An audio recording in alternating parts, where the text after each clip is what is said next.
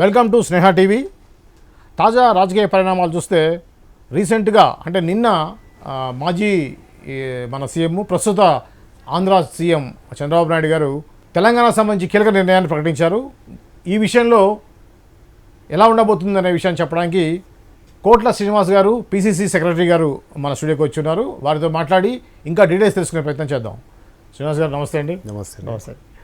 శ్రీనివాస్ గారు, ఇప్పుడు నిన్న మీరు చంద్రబాబు గారి ప్రెస్ మీట్ చూసే ఉంటారు కదా, సో దీన్ని ఏ విధంగా చూడాలి? ఇప్పుడు రెండు రాష్ట్రాల మధ్యన చర్చలు జరిగి కేంద్ర ప్రభుత్వం నుంచి వచ్చే ఆదాయంలో కానీ మనం సృష్టించుకున్న వనరులు కానీ అదే కదా విభజన చట్టంలోని హామీలు కానీ ఈ రెండు రాష్ట్రాల పంపిణీ జరగలేదు. గత ముఖ్యమంత్రుల నిర్లక్ష్యం వలన అటు కేసీఆర్ గారు అటు జగన్మోహన్ రెడ్డి అహంకారంతో రెండు రాష్ట్రాలకు సంబంధించిన ప్రయోజనాలు అవి గంగలో కలిసిపోయినాయి. రెండు రాష్ట్రాలకు కూడా నష్టం జరిగినాయి. ఈరోజు చంద్రబాబు నాయుడు గారు ఆంధ్రప్రదేశ్ ముఖ్యమంత్రి అయిన తర్వాత వారు స్పీడ్గా రెండు రాష్ట్రాలకు సంబంధించిన విషయాలు, ఆస్తుల విషయాలనే కానీ మనకు ఆస్తుల పంపక విషయంలో కానీ భూ విషయంలో కానీ కృష్ణా నీటి విషయంలో కానీ మన వాటా మనకు ఎంత రావాలనే విషయంలో కానీ అందుకోనికే చంద్రబాబు నాయుడు గారు మా తెలంగాణ ముఖ్యమంత్రి గారికి లేఖ రాయడం జరిగింది. స్పందించిన గౌరవ ముఖ్యమంత్రి రేవంత్ రెడ్డి గారు ఇమ్మీడియట్గా దానికి రెడ్ కార్పొరేట్ వేసారు, వెల్కమ్ చెప్పి ఇలా హైదరాబాద్ వేదికగా ప్రగతి భవన్ వేదికగా ఈరోజు చర్చలు జరిపారు. మొన్న 2 రోజుల క్రితం చర్చల ఫలితం ఏమొచ్చిందంటే స్పష్టంగా రేవంత్ రెడ్డి గారు ఒక మాట చెప్పారు, విభజన చట్టంలోని హామీలు నెరవేరాలి, రెండు రాష్ట్రాల మధ్యన ఆస్తుల ఎంతున్నాయి దాని మీద ఒక కమిటీలు వేయాలి, ఆ కమిటీ ద్వారా చర్చించిన తర్వాత ఎవరు ఆస్తులు వాళ్ళు పంచుకోవాలి. ముఖ్యంగా కృష్ణా వాటర్ మీద మన షేర్ ఎంత, కృష్ణా ట్రిబ్యునల్ ఏం చెప్తుంది, మనం ఎందుకు పాటిస్తలేం, ఆ వాటా ఎంతకు రావాలి తెలంగాణ కాని మీద సుదీర్ఘమైన చర్చనే జరిగింది.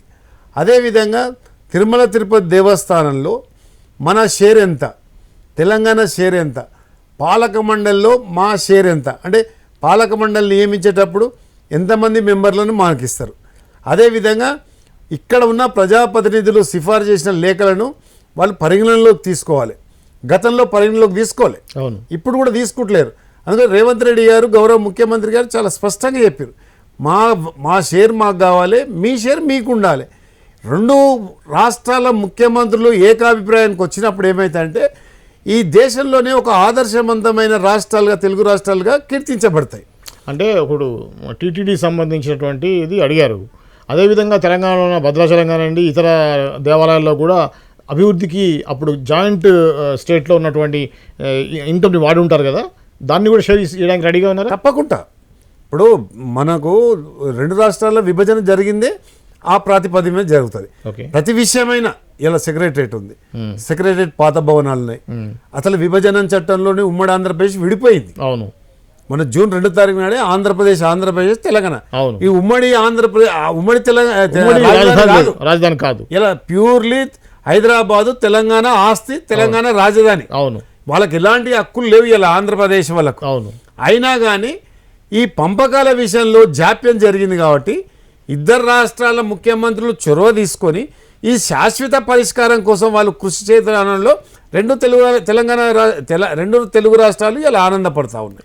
కనుకనే ఇలా చంద్రబాబు నాయుడు గారు రేవంత్ రెడ్డి గారు ఒక ప్లాట్ఫామ్ మీద కూర్చొని వాళ్ళ అధికారులతో మా అధికారులతో కూర్చోబెట్టుకొని ఒక 2 కమిటీలు వేసారు. ఈ కమిటీల ఉద్దేశం ఏంటంటే ఎక్కడ ఆస్తులు ఉన్నాయి, ఎక్కడ భూములు ఉన్నాయి, తెలంగాణకు సంబంధించినవి, అదేవిధంగా ఆంధ్రప్రదేశ్కి సంబంధించినవి, కృష్ణా వాటర్లో మన వాటా ఎంత, ట్రిబ్యునల్ ఏం చెప్తుంది, అదేవిధంగా తిరుమల తిరుపతి దేవస్థానంలో మన షేర్ ఎంత, ఆ షేర్ ప్రకారంగా తెలంగాణకు రావాల్సింది ఎంత. అందుకో 2 కమిటీలు వేసి ఆ కమిటీలలో నిపుణులను పెట్టి ఆ నిపుణుల సూచనల మేరకు వాళ్ళు ఇచ్చిన రిపోర్ట్ ప్రకారంగా తెలుగు రాష్ట్రాలు రెండు కూడా సాఫీగా జరుగుతుందని నా అభిప్రాయం. శ్రీనివాస్ గారు, ఇప్పుడు ఓకే మీరు చెప్పింది ఏదైతే ఉందో విభజన చట్టం ప్రకారం ఏ విధంగా ఆస్తులు పంపకాలు ఏవైతే అనేది అదొక అంశం అయితే, నిన్న చంద్రబాబు నాయుడు గారు ఎన్టీఆర్ ట్రస్ట్ భవన్లో మీటింగ్లో ఏం చెప్పారంటే నాకు తెలుగు రాష్ట్రాలు రెండు కళలాంటివి, ఈ విషయాన్ని ఇప్పుడే కాదు రాష్ట్రం విడిపోక ముందు కూడా నేను ఇదే మాట అన్నాను, ఇప్పటికీ నాది అదే స్టాండు, ఈ రాష్ట్రంలో కూడా తెలుగుదేశం పుట్టిందే ఇక్కడ, తెలుగుదేశాన్ని ఎన్టీ రామారావు గారు అనౌన్స్ చేసిందే ఈ తెలంగాణ గడ్డ మీద. ఈ తెలుగు రాష్ట్రాలు రెండు కూడా నాకు రెండు సమానమే. నాకు ఇక్కడ కూడా మా యొక్క పార్టీని మేము మళ్ళీ స్టార్ట్ చేస్తాం, రీస్టార్ట్ చేస్తున్నాము అని చెప్పారు కదా. దీన్ని మీరు అధికార పార్టీ లాగా మీరు ఏ విధంగా చూస్తారు? అంటే ఇక్కడ ప్రతి పార్టీ అధ్యక్షుడు తన పార్టీ నిర్మాణం కోసం ప్రయత్నం చేస్తారు. రెండు కాండ్ల సిద్ధాంతం గతంలో చంద్రబాబు నాయుడుకు ఉన్న సిద్ధాంతమే. ఈరోజు ఆంధ్రప్రదేశ్లో గెలిచిర్రు. మేము ఆల్రెడీ తెలంగాణ రేవంత్ రెడ్డి గారి నాయకత్వంలో మేము శాసనసభ కానీ పార్లమెంట్లో కానీ మంచిగా మెజారిటీ తెచ్చుకున్నాం, మంచిగా ఉన్నాం. ఇలా రేవంత్ రెడ్డి గారు కూడా మా కార్యకర్తలను కానీ మమ్మల్ని కానీ పార్టీ నిర్మాణం ఎట్లా చేయాలి, ఏ విధంగా చేయాలి, మెంబర్షిప్ డ్రైవ్ ఎట్లా చేయాలి అనే ఒక ప్లాన్ మాకు ఉంటుంది ఏఐసిసి గైడ్లైన్స్ ద్వారా. ఇలా వాళ్ళకు ఏఐసిసి గైడెన్స్ ఉండదు, చంద్రబాబు నాయుడే చీఫ్. అవును. కాబట్టి తన కార్యకర్తలను ఉద్దేశించి కానీ తన పార్టీ నిర్మాణం కోసం కానీ వాళ్ళు ఒక పార్టీ అధ్యక్షునిగా తప్పు లేదు, పార్టీ నిర్మాణం చేసుకోవడంలో తప్పు లేదు. ప్రజలు ఎవరికి ఓటేస్తారా అనేది ప్రజలు అంతిమంగా ప్రజలు నిర్ణయిస్తారు. ఈ నేలకు, ఈ భూమికి, ఈ గాలికి, ఈ యొక్క గడ్డకున్నది ఒక ప్రత్యేక తెలంగాణ అంశం మీద ఉన్నది. కాబట్టి వేరే పార్టీలకు స్కోప్ ఇస్తారని అయితే నేను అనుకోను. ఇవాళ ఇంకొకటి, మా రాహుల్ గాంధీ గారు సూచన మేరకు కానీ మా రేవంత్ రెడ్డి గారు ముఖ్యమంత్రి అయిన తర్వాత పలు యొక్క పథకాలను అమల్లోకి తీసుకొస్తున్నాం. ఇలా 6 గ్యారంటీలు ఉన్నాయండి. 6 గ్యారంటీలు ఈరోజు ప్రజల వద్దకు తీసుకెళ్తున్నాము. అదేవిధంగా రాహుల్ గాంధీ డిక్లేర్ చేసిన రైతు డిక్లరేషన్ కానీ, ప్రియాంక గాంధీ గారు డిక్లేర్ చేసిన యువత డిక్లరేషన్ కానీ, ఇలా మహాలక్ష్మి పథకం కదా, ఇలా మహిళలు దాదాపు తెలంగాణ రాష్ట్రంలో 4 కోట్ల మంది ఉంటే 2 కోట్ల మంది మహిళలు ఉంటే ఇలా సస్యశ్యామలంగా అంటే ఆనందంగా వాళ్ళు ఇలా ప్రయాణిస్తారు కదా. ఇలా యాదగిరిగుట్ట తీసుకొని, భద్రాచలం తీసుకొని, కుమ్రవెల్లి మల్లన్న తీసుకొని, దేవస్థానాలు ఎక్కడ పోయినా కానీ మహిళలకు ఇలా ఒక సులభమైన మార్గాన్ని పెట్టినాం. కాబట్టి ఇలా వేరే పార్టీలకు తెలంగాణలో మాత్రం స్కోప్ ఉండదు.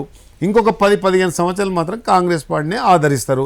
ముఖ్యంగా రేవంత్ రెడ్డి గారి యొక్క ముందు చూపు, వారి యొక్క మార్గదర్శకము, వాళ్ళ యొక్క డైనమిజం, వాళ్ళ కార్యకర్తలను ఏ విధంగా ప్రొటెక్షన్ చేయాలనే సంకల్పం, పరిపాలన మీద పట్టున్న నాయకుడు. రెండవది ఏంటంటే రేవంత్ రెడ్డి గారికి ఇంకా ప్రత్యేక శైలి ఏంటంటే ఒక గ్రామీణ స్థాయి నుంచి వచ్చిన నాయకుడు. ఒక జెడ్పీటీసీ, ఒక ఎమ్మెల్సీ, 2 సార్లు శాసనసభకు, అదేవిధంగా మరి పార్లమెంటుకు, అదేవిధంగా మా పిసిసి వర్కింగ్ ప్రెసిడెంట్గా, ప్రస్తుత ముఖ్యమంత్రిగా 6 నెలలు కంప్లీట్ అయిపోయినాయి. పిసిసి ప్రెసిడెంట్గా 3 సంవత్సరాలు కంప్లీట్ అయ్యాయి. అంటే ఈ జీవన శైలి మీద, ఈ గడ్డన జీవన విధానం మీద పట్టున్న నాయకుడు. కనుకనే అన్ని వర్గాలను సమతుల్యం చేసుకుంటూ అన్ని వర్గాల పట్ల ఒకే విధానాన్ని, ఒకే భావ ప్రకటన చేస్తూ ముందు తీసుకుపోతారు. కాబట్టి రేవంత్ రెడ్డి గారి నాయకత్వంలో ఇంకొక 10-15 సంవత్సరాలు కాంగ్రెస్ పార్టీ రాష్ట్రంలో అధికారం ఉంటుందని నేను చాలా సంతోషంగా చెప్పదలుచుకుంటే. ఇప్పుడు చంద్రబాబు గారి నాయకత్వంలో తెలుగుదేశం పార్టీలో ఆల్రెడీ మన ప్రస్తుత ముఖ్యమంత్రి గారు పనిచేసి ఉన్నారు.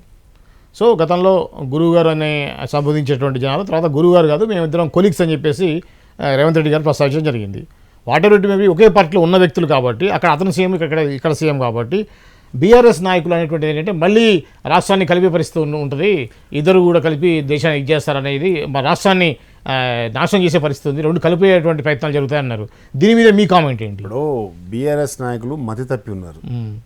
అంటే ప్రతిపక్షం ఉండాలనే కోరుకుంటాం మేము కాంగ్రెస్ పార్టీ నుంచి, కానీ మా గౌరవ ముఖ్యమంత్రి రేవంత్ రెడ్డి గారు ప్రతిపక్ష పాత్ర ప్రజలు ఇచ్చినప్పుడు దాన్ని ఏ విధంగా సమర్థవంతంగా శాసనసభలో ప్రజెంట్ చేయలేని దౌర్భాగ్య స్థితిలో ఇలా టీఆర్ఎస్ వాళ్ళు ఉన్నారు.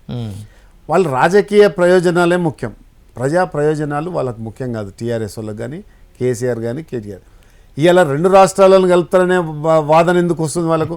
మీరు శాసనసభకు వచ్చి మేము మేడిగడ్డ మీద కానీ నీటిపారుదల శాఖ పరిధిలో మా ఉత్తమ్ కుమార్ రెడ్డి గారు మా ముఖ్యమంత్రి గారు పవర్ పాయింట్ ప్రజెంటేషన్ చేస్తే మీరు శాసనసభకు రాలేదు.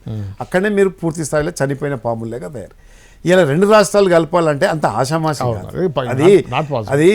అది మన కళలో కూడా ఊహించుకోలేదు. ఇక్కడ జరగడానికి కొన్ని దేశాలు కలిసినాయి, అది వేరే విషయం.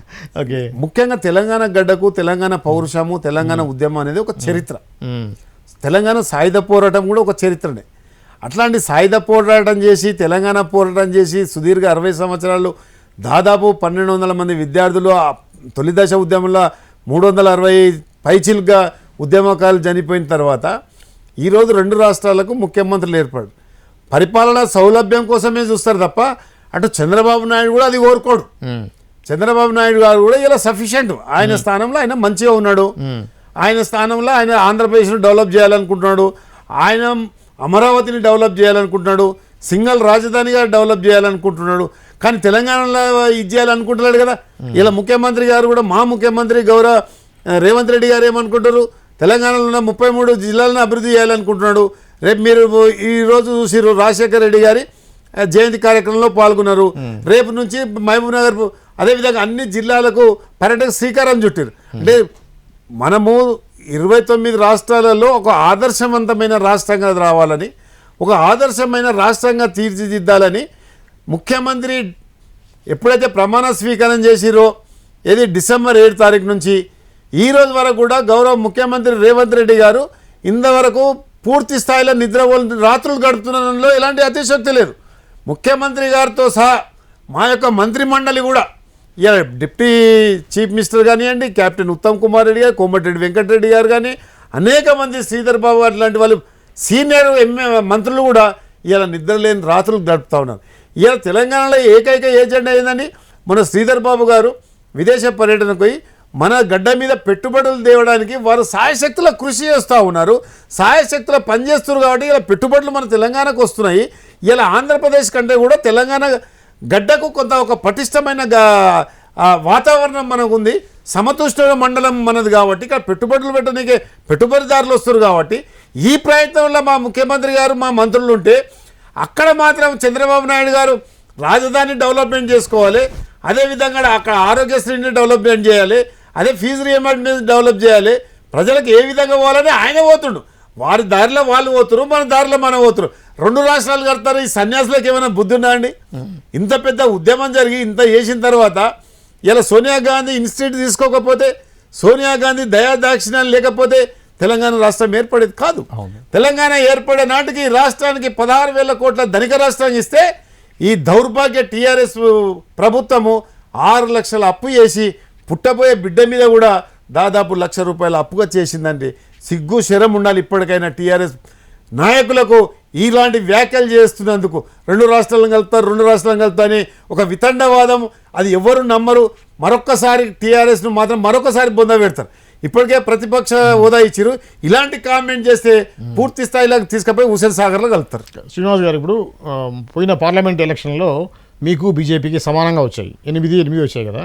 ఈ క్రమంలో మీకు బీజేపీ ప్రధాన ప్రత్యర్థి అనుకోవడానికి అవకాశాలు ఎక్కువ ఉన్నాయి. బీజేపీనే మీకు ప్రధాన ప్రత్యర్థి అని. అయితే ఇప్పుడు ఆల్రెడీ ఆంధ్రప్రదేశ్లో ఉన్నటువంటిది ఎన్డీఏ కూటమి ఇక్కడ తెలంగాణలో కూడా సేమ్ అదే తెలుగుదేశము బీజేపీ జనసేన కలిసి పోటీ చేస్తే మీకు ఎలా ఉండబోతుంది? మీకు ప్రధాన ప్రత్యర్థి వాళ్ళే అనుకోవచ్చా రాబోయే ఎలక్షన్లలో? ఇప్పుడు జాతీయ స్థాయిలో అండి కాశ్మీర్ నుంచి కన్యాకుమారి వరకు కాంగ్రెస్ పార్టీకి రాజకీయ ప్రత్యర్థి ఎవరంటే భారతీయ జనతా పార్టీ. ఈ రాష్ట్రంలోకి వచ్చేసరికి బీఆర్ఎస్ఏ మాకు ప్రత్యర్థి అయితే, ఒకవేళ మీరన్నట్టుగా కూటమిగా కూడి వాళ్ళు 3 వస్తే కూడా ఇలా కాంగ్రెస్ పార్టీ తట్టుకునే పరిస్థితులు లేరు. ఎందుకంటే ఆంధ్రప్రదేశ్కున్న పరిస్థితులు వేరు, తెలంగాణలో ఉన్న పరిస్థితులు వేరు.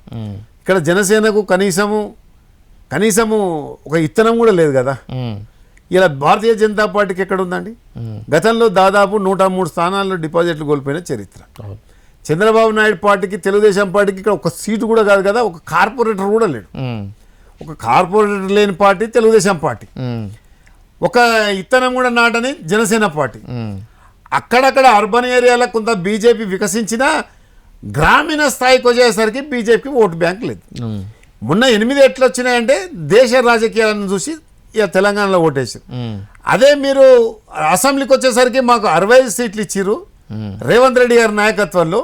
మరి అదే 8 సీట్లు ఎందుకు ఇచ్చినాయంటే ఇక్కడ ప్రాంతీయ పరిస్థితులు వేరుంటాయి. అందుకనికే 39 బీఆర్ఎస్కి ఇచ్చిర్రు, మాకు 65 ఇచ్చిర్రు, వాళ్ళకి 8 సీట్లు ఇచ్చారు. కనుక జాతీయ స్థాయిలో ఎప్పుడు కూడా మాకు బీజేపీ ప్రత్యర్థి, దాన్ని ఎవరు కాదని లేదు. ఇక్కడ వచ్చేసరికి ఒకవేళ వస్తే మళ్ళీ బీఆర్ఎస్ఏ మాకు ప్రత్యర్థి అవుతుంది. కానీ ఈ కూటములు తెలంగాణలో పని చేయవు. ఒక ఉద్యమ స్ఫూర్తిన గడ్డ, ఒక సినిమా తారలకు ఇదిగా ఎక్స్పైర్ అయిన నాయకులకు స్థానం ఇచ్చే గడ్డ మాత్రం కాదు ఇది. చంద్రబాబు గారు అనేది ఏంటంటే తెలుగుదేశానికి రూట్ లెవెల్స్లో ఎన్టీ రామారావు అప్పుడు నుంచి ఉన్నటువంటి ఏదైతే పార్టీ ఉందో పార్టీ కార్యకర్తగా నాయకులు కానీ వివిధ నాయకులు వేరే పార్టీలకు వెళ్ళినప్పుడు కూడా కార్యకర్తలు ఇంకా మాతోటే ఉన్నారు. కాబట్టి ఖచ్చితంగా ఇక్కడ మళ్ళీ రీస్టార్ట్ చేస్తే అద్భుతంగా ఫలితాలు తీసుకోవచ్చు. వాళ్ళ ఆలోచన వాళ్ళకు ఉంటుంది సార్. ఓకే, ఇప్పుడు ఒక పార్టీ అధినేతగా ఆయనకు ఆశాభావం ఉండొచ్చండి శ్రీనివాస్ గారు. నేను చెప్పేది ఏంటంటే కార్యకర్తలు కూడా చాలా టైం ఉంది కదా ఎలక్షన్లకి. ఎలక్షన్ టైం ఉన్నప్పుడు కూడా ఒక్క మాట చెప్పంటే సరే చంద్రబాబు నాయుడు ముఖ్యమంత్రి గౌరవిస్తుంది, దానికి ఆంధ్ర పార్టీ అని ఒక ముద్ర పడ్డది. అంత ఈజీగా నిర్మాణం పురోగతి చెందదు. అంటే పార్టీ నిర్మాణము కింది కూకుడు వేల నుంచి నిర్మాణం జరగాలంటే అంత ఈజీగా జరగదు. ఆ ముద్ర అప్పుడే తెలంగాణ ప్రజలు తూర్చారు. మనం ఎన్నో దాదాపు 10-15 సంవత్సరాలు ఉద్యమం చేసినాం కదా. అట్లాంటి 60 సంవత్సరాల నుంచి ఉద్యమం చేస్తే కూడా ఆంధ్ర తెలంగాణ మధ్యన ఈ డిఫరెన్స్ ఏదైతే వచ్చింది చూడండి, అది ఇప్పట్లో పోదు, అంత ఈజీగా పోదు. చంద్రబాబు నాయుడు వచ్చి వాళ్ళ కార్యకర్తల కోసం ఉత్సాహంగా ఉపన్యాసం ఇవ్వచ్చు, ఉపన్యాసం పెట్టొచ్చు. కానీ ఈ భేదం ఏదైతే చూడు మనం నరనరాల జీర్ణించకపోయింది. ఈ ఆంధ్ర తెలంగాణ అనేది నరనరాల జీవించకపోయింది. ఇలా 2 రాష్ట్రాలు సుభిక్షంగా ఉన్నాయి. రేవంత్ రెడ్డి గారి నాయకత్వంలో, చంద్రబాబు నాయకత్వంలో ఉన్నా కానీ ఆ యొక్క పరిధి మాత్రం అట్లనే ఉంటది. ఏది ఇద్దరు రాష్ట్రాల మధ్యన ఉన్నది ఆంధ్ర తెలంగాణ బార్డర్ అనేది ఉంటది ఇప్పటికి కూడా. అదంతా ఈజీగా పోయేటట్టు కాదు. చంద్రబాబు నాయుడు గారు వాళ్ళ కార్యకర్తల కోసం మాట్లాడొచ్చు, తప్పు లేదు. ఆయన పార్టీ అధ్యక్షుడుగా గతంలో తెలంగాణను కూడా వాళ్ళు పరిపాలించిన సందర్భం కూడా మనం కాదనలేము. ఎన్టీ రామారావు నిజంగానే మరి గండిపేట ఎక్కడో ఆయన పెట్టిన మాట కాదనలేము. కొన్ని దాదాపు వాళ్ళు కూడా 30 సంవత్సరాలు పాలించారు కదా. ఆ మమకారం ఉంటది. కానీ తెలంగాణ ప్రజలకు మాత్రం ఆ మమకారం అనేది ఉండదు. ఒకసారి రాష్ట్రాలు విడిపోయిన తర్వాత తెలంగాణ నిర్మాణం కోసమే పనిచేస్తారు అంతే తప్ప చంద్రబాబు నాయుడు గారికి ఒక కార్పొరేటర్ గెలుస్తారని కూడా లేదు. కాకపోతే ఒక ముఖ్యమంత్రిగా 2 రాష్ట్రాల మధ్యన సత్సంబంధాలు కొనసాగించాలని ఏదైతే మా ముఖ్యమంత్రి గారు తీసుకున్న నిర్ణయానికి నేను సెల్యూట్ చేస్తున్నాను. ఓకే, థ్యాంక్ యూ అండి. Thank you. ఇది అండి కోట్ల శ్రీనివాస్ గారు ఏదైతే తాజాగా చంద్రబాబు నాయుడు గారు చేసినటువంటి కామెంట్ ఉందో దానికి సంబంధించి వివరణ. మరో అంశంతో మళ్ళీ కలుద్దాం. అంతవరకు చూస్తూనే ఉండండి స్నేహ టీవీ.